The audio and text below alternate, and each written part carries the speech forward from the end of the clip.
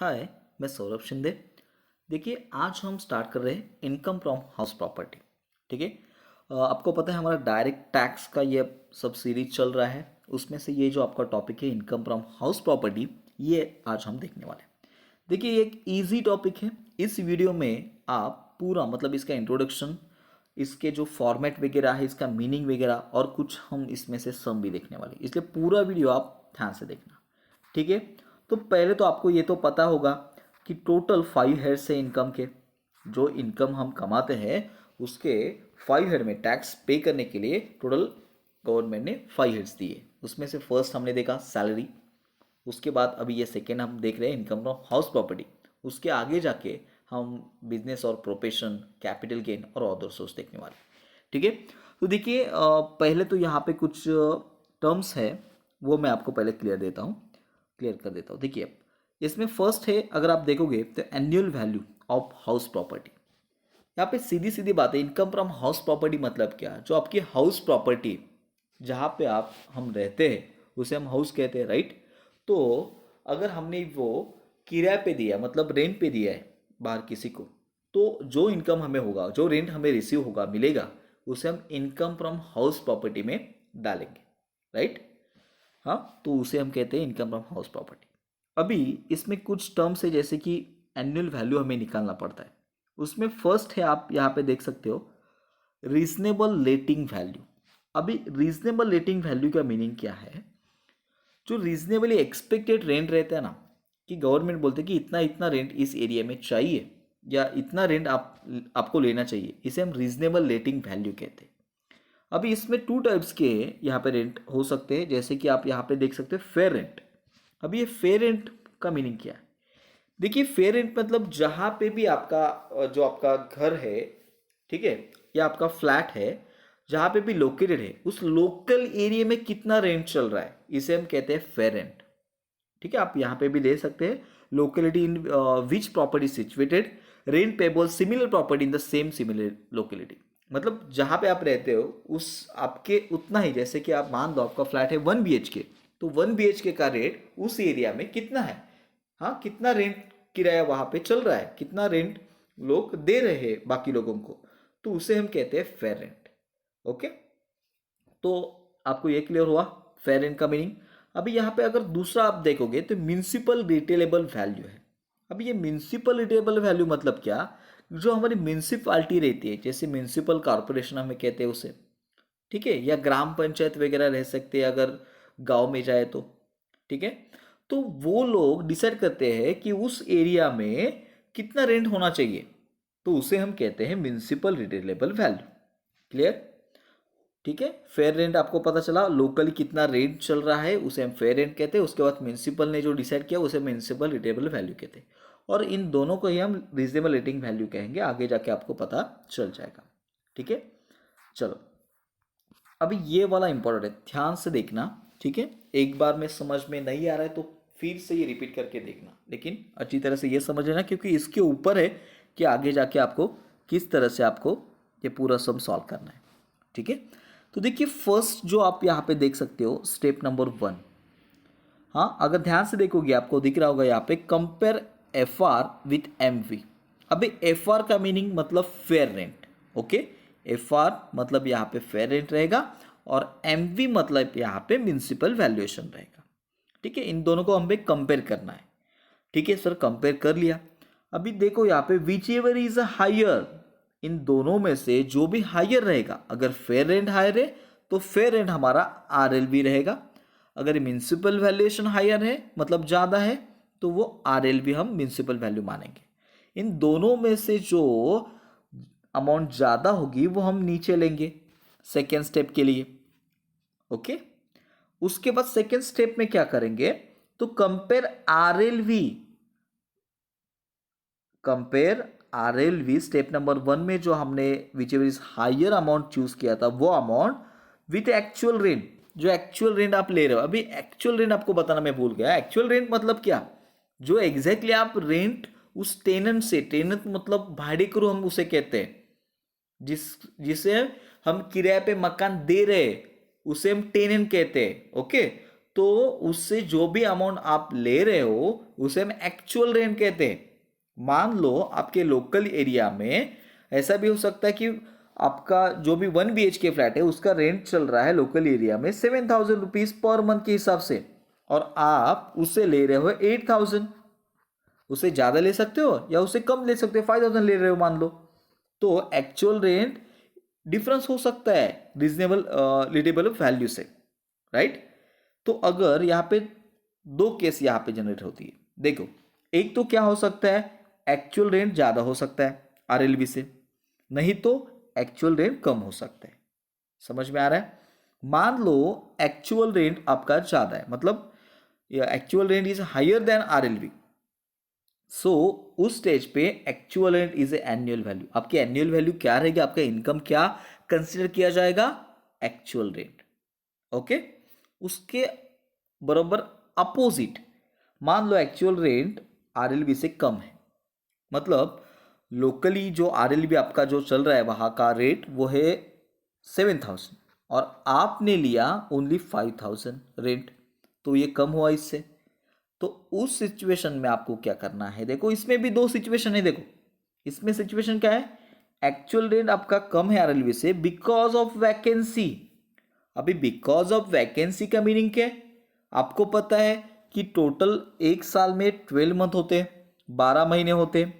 मान लो आपके उसमें से पहले कुछ महीने, मतलब पहले 3 महीने आपके वेस्ट गए, मतलब आपने भाड़े पे नहीं दिया था, ठीक है। उसके बाद आपने भाड़े पे दिया, तो बचे हुए 9 मंथ का ही आपको रेंट मिलेगा ना। तो एक्चुअल रेंट कम है किसके वजह से, वैकेंसी वैकेंसी के वजह से, मतलब आपने वो रेंट पे नहीं दिया था, उसकी वजह से आपका एक्चुअल रेंट कम आ रहा है।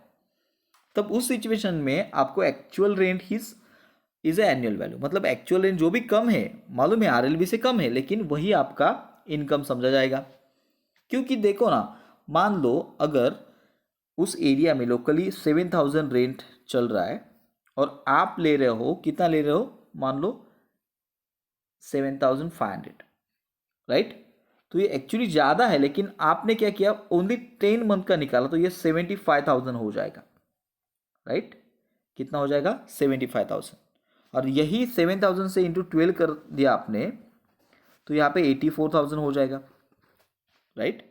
सो यहाँ पे देखो अब एक्चुअल रेंट कम हो रहा है, बराबर, किसके वजह से, क्योंकि आपने खाली 10 मंथ का यहाँ पे जो कंसीडर किया है, 2 मंथ आपका वैकेंट था, यहाँ पे 12 मंथ के हिसाब से ये ज़्यादा हो रहा है। इसलिए इस सिचुएशन में अगर आपका वैकेंट के लिए, वैकेंट की वजह से आपका रेंट कम दिख रहा है एक्चुअल रेंट, तभी आपका इनकम जो एक्चुअल रेंट है वही कंसिडर किया जाएगा। डोंट वरी, अगर समझ में नहीं आ रहा तो आगे जाके मैं एग्जाम्पल के टाइम में अच्छी तरह से समझा दूंगा, ठीक है। दूसरी बात देखो, अगर एक्चुअल रेंट कम है आरएलवी से because of any other reason, बाकी कोई भी फैक्टर रहेगा या रीजन रहेगा, तब आपका आरएलवी इज एनुअल वैल्यू, जो आरएलवी है वही आपकी एनुअल वैल्यू आप कंसिडर करोगे। सीधी बात है, देखो फिर से बताता हूँ। देखिए फर्स्ट हम क्या करेंगे, कंपेयर करेंगे FR fair value and municipal valuation, उसमें से जो हायर रहेगा वो कंसिडर करेंगे आरएलवी, क्लियर। उसके बाद आरएलवी को कंपेयर करेंगे एक्चुअल रेंट से। इसमें दो सिचुएशन आएगी, एक तो आपका एक्चुअल रेंट ज़्यादा रहेगा आरएलवी से, तो सीधी बात है actual rent is annual value. उसके बाद मान लो एक्चुअल रेंट कम रहेगा आपके आरएलवी से, उसमें से भी दो सिचुएशन, वो कम है किसकी वजह से, वैकेंसी के वजह से, तो actual rent is annual value. अगर एनी अदर रीजन रहेगा तो RLV is annual value. Okay, clear. चलो आगे जाते हैं। देखिए इस तरह का फॉर्मेट आपका रहेगा, देखिए ध्यान से देखिए, पर्टिकुलर रुपीस इस तरह से कॉलम निकालोगे, उसमें ग्रॉस एनुअल वैल्यू। अभी ये ग्रॉस एनुअल वैल्यू मतलब क्या, जो अभी हमने देखा था ना, एनुअल वैल्यू का निकाला आरएलवी वगैरह कंपेयर करके, वो जो अमाउंट आएगा वो आप यहाँ पे लिख दोगे, ठीक है। मैं अच्छी तरह से नीचे जाके हम एग्जाम्पल में देख लेते हैं। फिलहाल ग्रॉस एनुअल वैल्यू मतलब जो अभी हमने यहाँ पे देखा, ये कंपेयर करके सब, ठीक है, ये जो मिल रहा है ना फाइनल एनुअल वैल्यू, यही हमारी ग्रॉस एनुअल वैल्यू रहने वाली है। किसी में से भी ये आएगी, ये आएगी, ये आएगी, देखते हैं हम आगे, ठीक है। ये आपकी ग्रॉस एनुअल वैल्यू रहेगी। उसके बाद देखो यहाँ पे माइनस करना है, लेस करना है municipal taxes actually paid borne by SSC owner. अभी यहाँ पे ना ध्यान से सुनना, म्युनिसिपल टैक्सेस आपको माइनस करना है, लेस करना है, डेफिनेटली माइनस करना है, लेकिन कौन से? बॉर्न बाय एसएस या ओनर। जो घर का मालिक है अगर उसने वो म्युनिसिपल टैक्सेस पे किए हैं तभी उसको यहाँ पे छूट मिलेगी, मतलब माइनस कर सकता है, वो डिडक्ट कर सकता है। मान लो कभी कभी क्या होता है, जो म्युनिसिपल की टैक्सेस वगैरह रहती है वो भाड़े करू, मतलब जो कहते हैं ना टेनेंट या किराएदार हम उसे कहते हैं, वही पे करता है। तो उस समय उसको यहाँ पे डिडक्शन नहीं मिलेगा मालिक को, क्योंकि वो पे किया टेनेंट ने। ठीक है, अगर ओनर खुद पे करता है तभी यहाँ पे वो ग्रॉस एनुअल वैल्यू से म्युनिसिपल टैक्सेस माइनस कर सकता है। ओके, वो छूट मिलेगी। वो माइनस होने के बाद देखो, ग्रॉस एनुअल वैल्यू से आपने म्युनिसिपल टैक्सेस माइनस किए तो आपको मिलेगी जो अमाउंट, उसे हम कहेंगे नेट एनुअल वैल्यू। क्या कहेंगे उसे हम? Net annual value. उसके बाद आपको क्या करना है? डिडक्शन। अंडर सेक्शन 24 से उसे डिडक्शन मिलता है। कौन से डिडक्शन मिलते हैं? तो स्टैंडर्ड डिडक्शन उसे मिलता है 30%। मतलब जो भी उसकी नेट एनुअल वैल्यू रहेगी यहाँ पे, उस पर वो 30% निकालेगा, वो उसे छूट मिलेगी। बाकी कोई भी उसको छूट नहीं मिलती। और दूसरा, इंटरेस्ट ऑन बोरो फंड। मतलब मान लो मैंने क्या किया, एक फ्लैट ले लिया, परचेस किया, घर परचेस किया, उसके लिए लोन निकाला बैंक से। अभी उसका लोन का अमाउंट मुझे ईएमआई पे करना है। ध्यान से सुनना, मैं ईएमआई पे कर रहा हूं। ओके, तो ईएमआई की अमाउंट मतलब मेरा इंटरेस्ट ऑन बोरो फंड नहीं है, ये क्लियर कर देता हूं मैं। खाली इंटरेस्ट, ईएमआई में जितना भी इंटरेस्ट, मान लो मेरा ईएमआई है मंथली 10,000, उसमें से खाली 1,000 मेरा इंटरेस्ट जाता है, तो यही मुझे छूट मिलेगा। जो भी इंटरेस्ट मैं पे कर रहा हूं उसका ही यहाँ पे छूट मिलेगा। आगे जाके हम देखेंगे, डोंट वरी, अच्छी तरह से। फिलहाल ये फॉर्मेट समझ लो। बाकी कौन सा भी यहाँ पे आपको डिडक्शन मिलने वाला नहीं है। जैसे कि मान लो मेरा घर है, मैंने कुछ पेंटिंग वगैरह करवाया, हाँ, उसमें कुछ एडिशनल वर्क करवाया, तो उसका कुछ भी यहाँ पे मैं डिडक्शन नहीं ले सकता।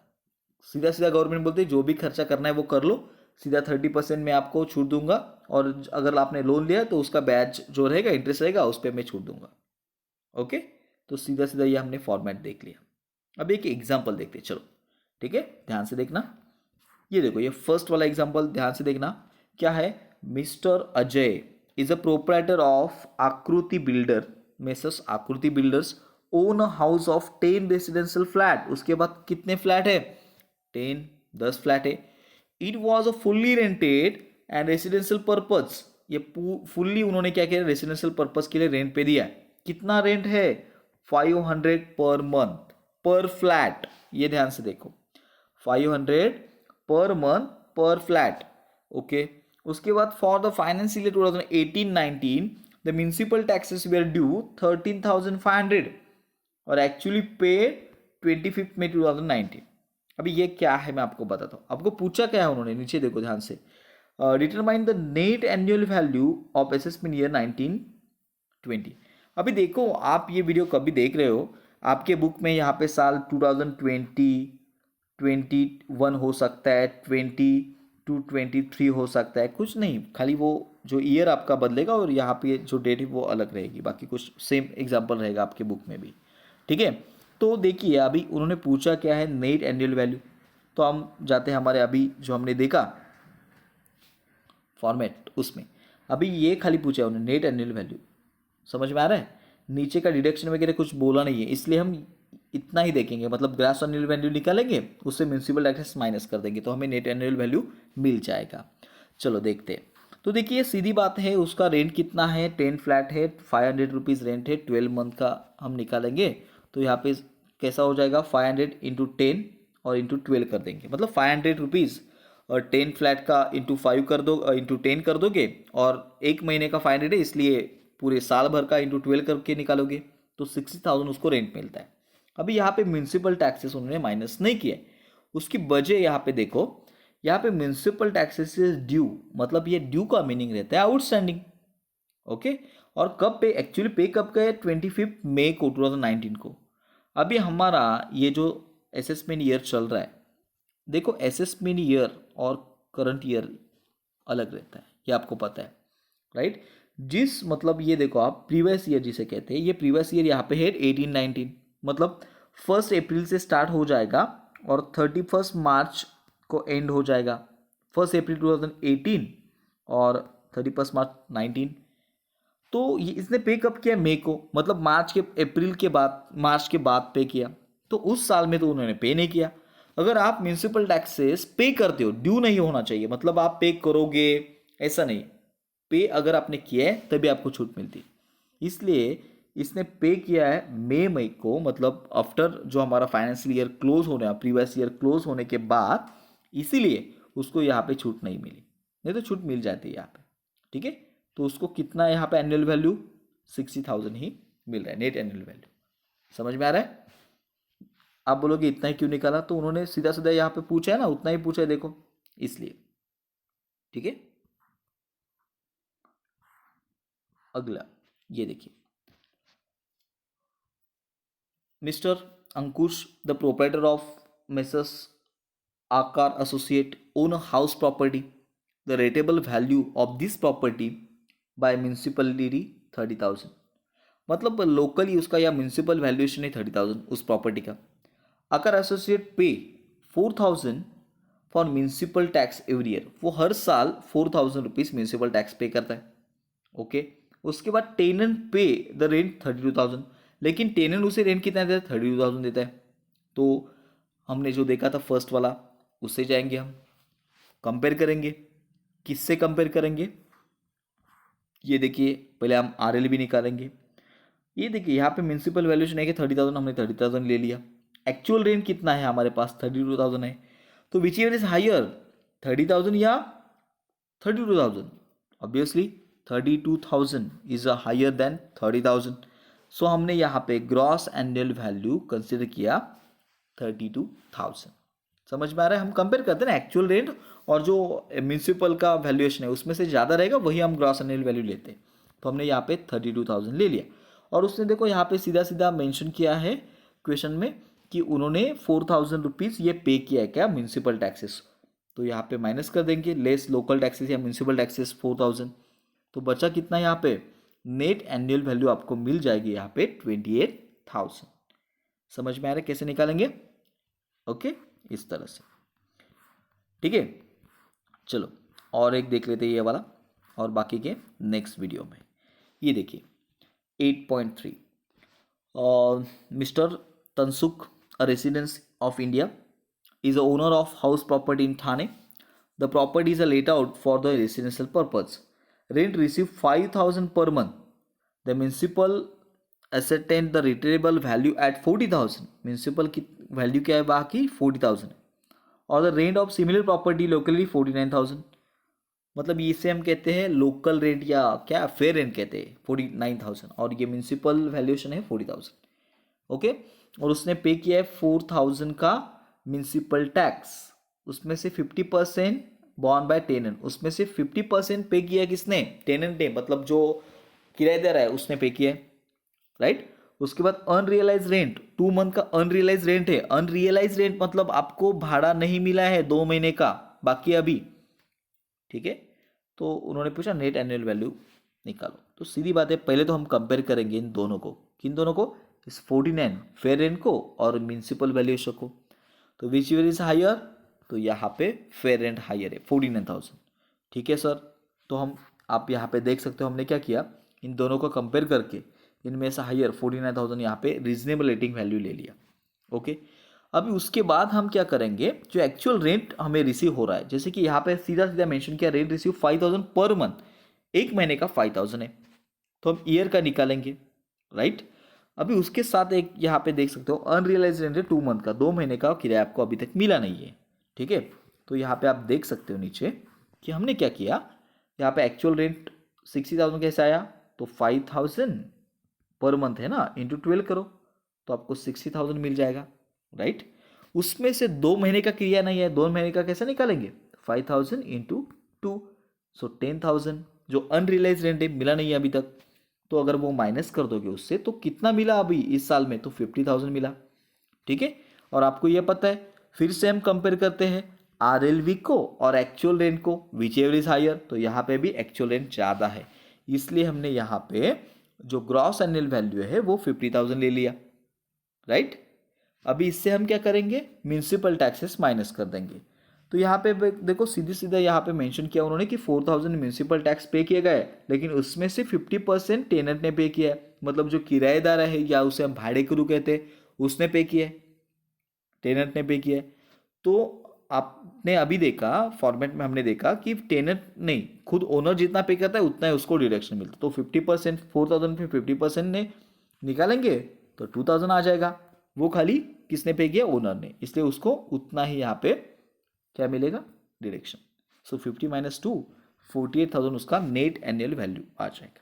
ठीक है, अच्छी तरह से ये तीनों सम देख लो। ये नेक्स्ट वाले सम जो है वो हम नेक्स्ट वीडियो में अच्छी तरह से देख लेंगे। ओके, अगर कोई भी डाउट्स हो तो प्लीज़ हमसे कांटेक्ट कर सकते हो। जो हमारे रेगुलर स्टूडेंट हो मुझे व्हाट्सअप पे पूछ सकते हैं और कमेंट बॉक्स में भी आप पूछ सकते हो। अगर आप ये पहली बार वीडियो देख रहे हो, अगर आप हमसे जुड़ना चाहते हो तो प्लीज़ हमें कांटेक्ट कर सकते हो। रीजनेबल फीस है हमारी। ठीक है, मेरा कांटेक्ट नंबर है 8055969450। Okay, thank you.